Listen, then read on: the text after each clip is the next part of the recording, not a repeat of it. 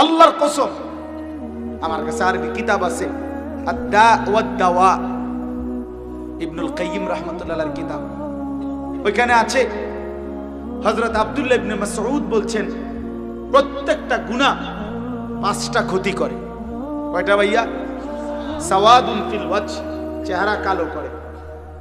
যুলমাতুন feel কলব, অন্তর অন্ধকার বানায়।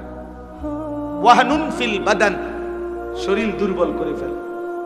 এই জন্য নেশাখোর, গাঁজাখোর অথবা এই মোবাইলে ছবি, নাচ, গান দেখে অভ্যস্ত এই অপদার্থরে আমনে শুধু, তার মাও যদি বলে বাপ এই বাটির বাতি তোর আব্বারে দোকানে দিয়ে, ফাইতাম না।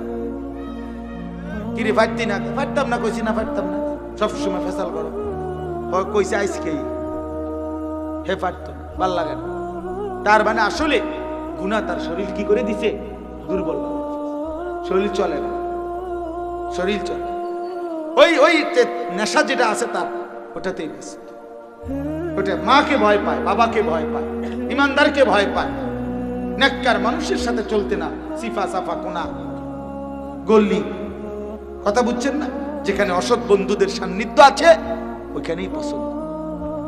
নিজেকে আড়ালে রাখে, নিজেকে লুকায় রাখে, নিজেকে লুকায় রাখে। হ্যাঁ, তাহলে ওয়াহানুন ফিল বাদান, শরীর দুর্বল করে। 4, দাইকুন ফির রিজক, রিজিক সংকীর্ণ করে। খাবার দাবারের চাহিদা ধীরে ধীরে নষ্ট হয়ে যায়, ধীরে ধীরে নষ্ট হয়ে যায়। হ্যাঁ, ক্ষতি করে। 5 নাম্বার, বুগদাতুন ফি কুলুবিল খালক। ভাই লাইট এটা বন্ধ করেন। বুগদাতুন ফি কুলুবিল খালক, মানুষের অন্তরে ঘৃণা তৈরি করে। কোন মানুষ কোন হারামখোরকে, নাফরমানকে পছন্দ করে? পছন্দ। সামনে কয় জি স্যার, ফিসি দিয়া। আমি নিজে, আমি সবার ব্যাপারে বলি না, সবাই আমি দোষ দিচ্ছি না। ইমানদার তো ইমানদার, হে চেতনের কিছু নেই। কথা বুঝেন না? এক লোক আমি নিজে দেখছি আমার চোখের সামনে, সে তারে বসের মনো 5 মিনিটে মনো 50 বার কইলো জি স্যার, জি জি জি জি জি। বেটা কইয়া সারে না, হাতে শুধু জি কর। আমি খাইছি রে। এরপরে ওই ভদ্রলোক সরতে দেরি, এইতে কর্মচারী হইতে মনটা চাইছে হুজুর 5 হাতে একটা লাথি দিই। আমি আস্তাগফিরুল্লাহ, আস্তাগফিরুল্লাহ। তুমি কি কর? তুমি যে জি স্যার জি স্যার কইয়া ফেনা উড়ে এলাইলা একদম। মন আবার কও।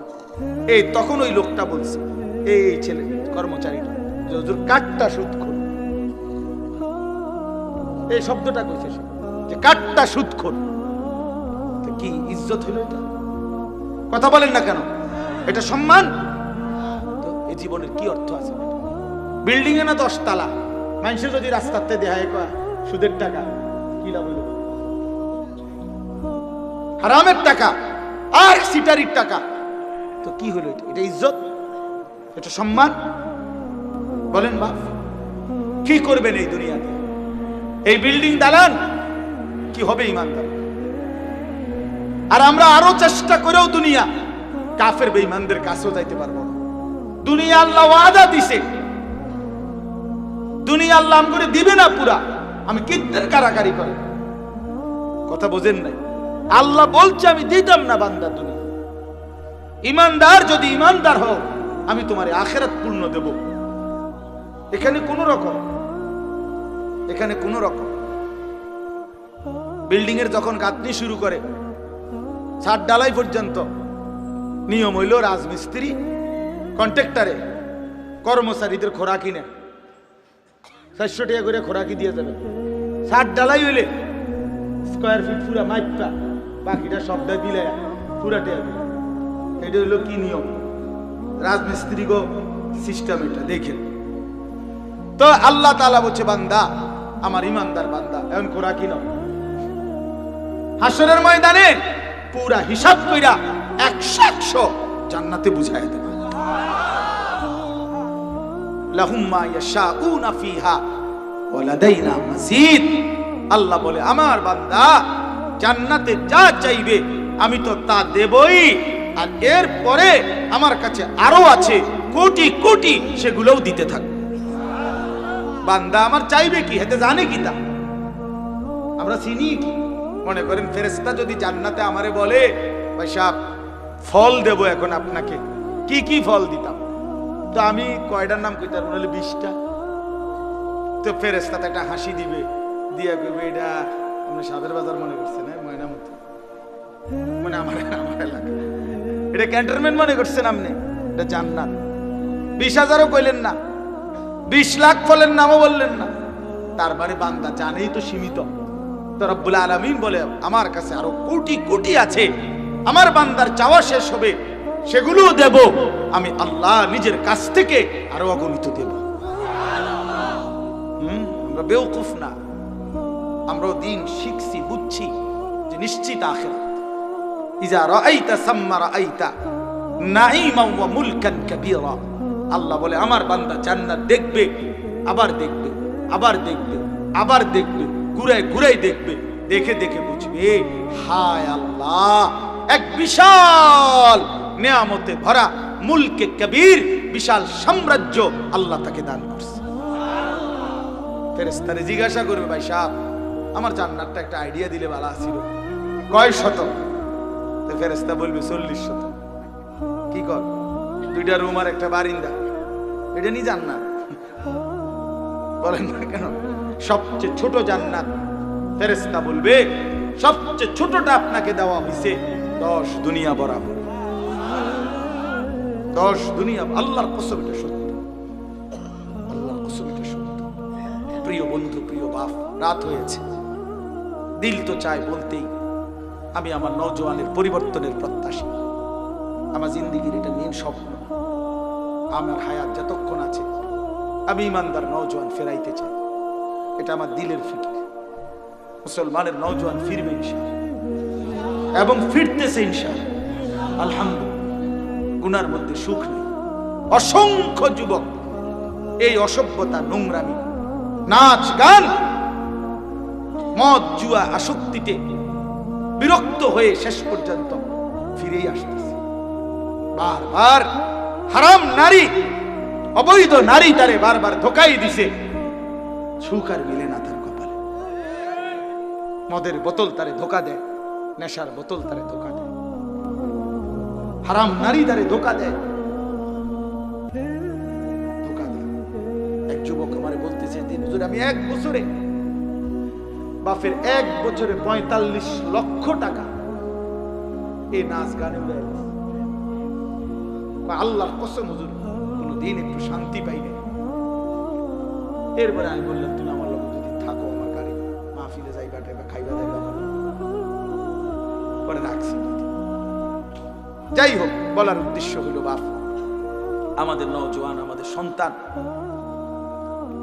ফিরাই দিলে হবে না।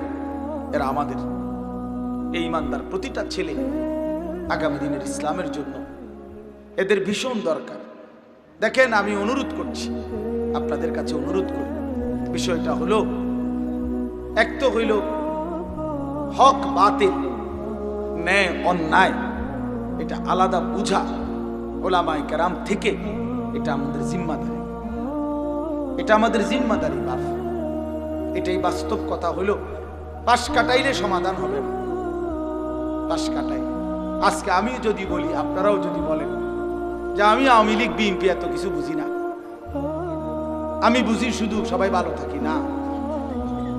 কে হক কে ভণ্ড, কে ইসলামের নামে মুখোশধারী, কে ছদ্মবেশী, এটা ইমানদার হিসাবে ওলামায়ে কেরামের কাছ থেকে আপনাদেরকে বুঝে নিতে হবে। ধোকা খাইলে হবে না বাপ, ধোকা খাইলে হবে না, ধোকা খাইলে। 1450 বছরে ইসলামের ইতিহাসে, এই 1500 বছরের ইতিহাসে প্রত্যেক জামানায়, যুগে যুগে ইসলামের মধ্যে ছদ্মবেশী এরকম ফিতনাবাজ তৈরি হয়েছে। আজকের সাদ নতুন না, ইতিপূর্বে তার তালিকায় ইতিপূর্বে আরো বহু ব্যক্তি গেছে যারা ইসলাম এবং মুসলমানের বিরুদ্ধে ছদ্মবেশী ষড়যন্ত্র করেছে, কয়েক বছর লাফালাফি করছে, কিন্তু একটা সময় পৃথিবী থেকে নিশ্চিহ্ন হয়ে গেছে। ইমানদার টিকেই গেছে। উলামায়ে কেরামের এই মহান সিলসিলা, লক্ষ লক্ষ উলামায়ে কেরাম, হাজার হাজার উলামায়ে কেরাম প্রতিটা জেলার শত শত হাজার হাজার ওলামায়ে কেরাম মিথ্যা বলতে পারে না। এত ওলামায়ে কেরাম আপনাদেরকে একসাথে ধোঁকা দিতে পারে না। এত ওলামায়ে কেরাম ইসলাম নিয়ে ছিনিবিনি খেলতে পারে না বেটা।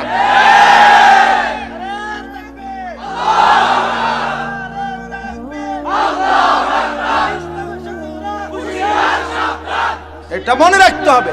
আপনি প্রয়োজনে 1,00,000 বার বুঝবেন, আবার বুঝেন, আবার বুঝেন, আবার বুঝতে চেষ্টা করেন, আবার বুঝতে চেষ্টা করেন, ইনসাফের সাথে বুঝেন।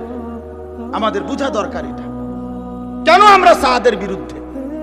কোন সমস্যা ছিল না তার সাথে, তার সাথে আমাদের কোনো দ্বন্দ্ব নাই। আমরা কেউ দিল্লির নিজামুদ্দিনে গিয়া আমির হইতে যাই না। কথা বলেন, আমার বাংলাদেশে তো ভাত খাইবার টাইম নাই, তোর নিজামুদ্দিন কীর্তন জানো, তোর জায়গা দখল করতে হবে কেন?